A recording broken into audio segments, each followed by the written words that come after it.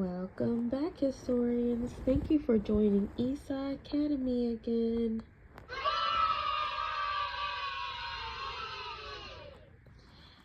As you may know from the last podcast, we've been learning about the westward expansion, a period in the 19th century in which Americans gained lands between the Mississippi River and the Pacific Ocean.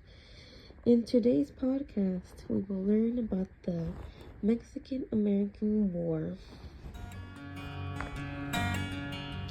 As cheap lands became available, people have been packing up and heading west. Many families trekked to Texas, bringing enslaved people into the region. Fundamental disagreements between American settlers, political ideals, and the actions of the central government in Mexico City led to a Texas independent movement. Texas wanted to join the United States, which would likely admit it as a slave state and given more local control. Today, we'll talk about Texas and a lot of other territories joining the Union. Our objectives are to explain why Texas was annexed in 1845, explain the causes of the Mexican-American War, and identify lands of the United States acquired in the Treaty of Guadalupe Hidalgo and the Gadsden Purchase. You may remember that allowing Texas to enter the Union could create two problems, as foreseen by Andrew Jackson and other politicians at the time. Can you remember what they were? One was that Mexico hoped to reclaim Texas one day. So if the United States annexed or took control of territory, Mexicans might view it as stealing. The other was that most Texans favored slavery and intended to enter the Union as a slave state. Taking control of the territory would surely begin yet another argument in Congress about extending slavery further west. An opposing viewpoint was one called manifesting destiny. The idea that expanding the borders of the U.S. and extending American settlement into new areas was God's will, as it brought freedom, progress, and prosperity to those places. Manifest destiny was based on a widely held American view that the American way of life was the best in the world and that being part of the United States was a blessing. There were other reasons to support Texas annexation as well. Some expansionists wanted to own land from ocean to ocean because they thought defending those borders would be easier than protecting land borders. Southerners supporting slavery wanted the southern region to expand to the west to keep up with the growing northern region after Louisiana Purchase. And many Americans moved to Texas to spread their Protestant faith. In 1844, Democratic candidate James K. Polk won the presidential election on the platform of annexing Texas and seeking to expand into New Mexico, California, and Oregon. When Polk won, Congress took it as a sign that it was time to annex Texas, and did so before he was even sworn into office in 1845. When Texas was annexed, a dispute over Texas' southern border arose. The Mexican government claimed it was a Nueces River near Corpus Christi. The Texas government claimed that it was the Rio Grande, further to the south, creating a Nueces Strip, now claimed by both Mexico and the United States. As an expansionist, Polk wanted the extra land, and he had his sights set on even more territory further west. So he did two things. First, he sent General Zachary Taylor down. near the Nueces Strip with 4,000 troops. Then he sent Ambassador John Slidell to offer to buy the dispute region along with the Mexican states of New Mexico and California for $30 million.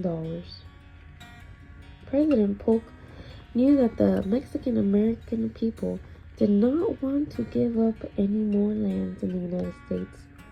He assumed the offer would be rejected. The goal was to make it seem like Mexico was hostile towards the U.S. over Texas annexation. His plan worked. Mexican diplomats refused to entertain the idea and asked Slidell to leave Mexico City. Polk then sent General Taylor across Nueces to provoke a conflict with the Mexican forces in the area.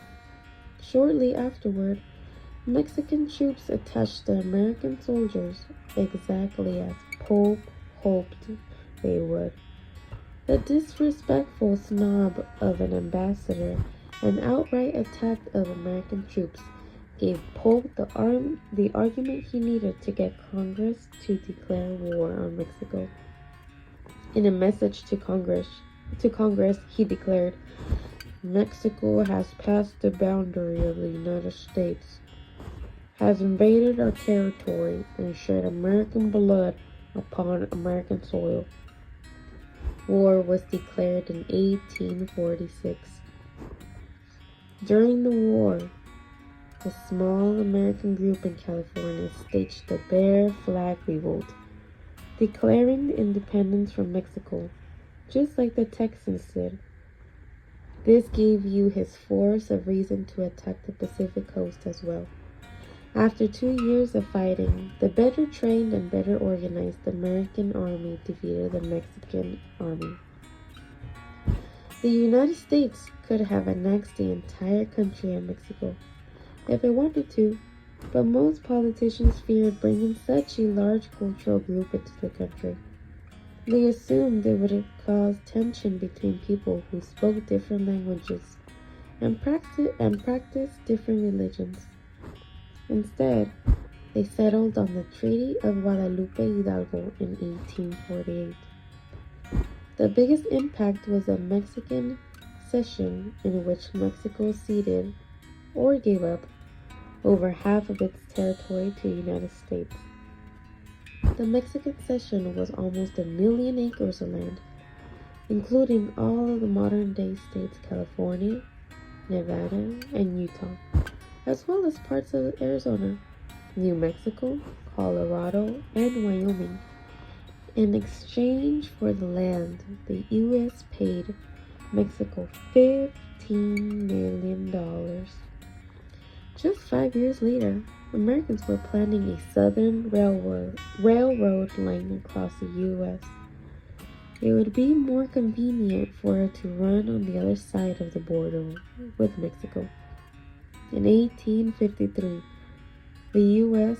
and Mexico agreed to the Gadsden Purchase, which expanded lands in Arizona and New Mexico.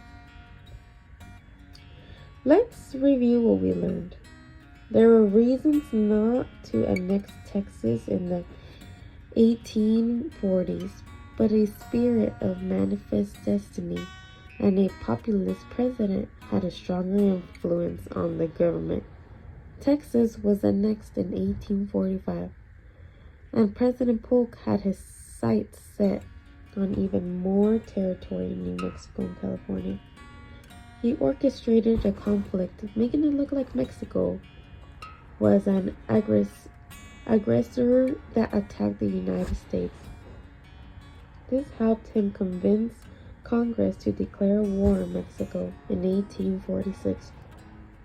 After 2 years of fighting and an independence movement in California, the U.S. and Mexico signed the Treaty of Guadalupe Hidalgo, which included the Mexican cession of lands in many states in the Southwest. 5 years later, the U.S. gained more land at the Gadsden Purchase, almost completing our westward expansion map. all that is left for us to explore in the Oregon country. But we'll save that for another podcast. For now, remember to always be clever, and thank you for joining the ESA Academy podcast. We'll see you in the next podcast. Bye-bye.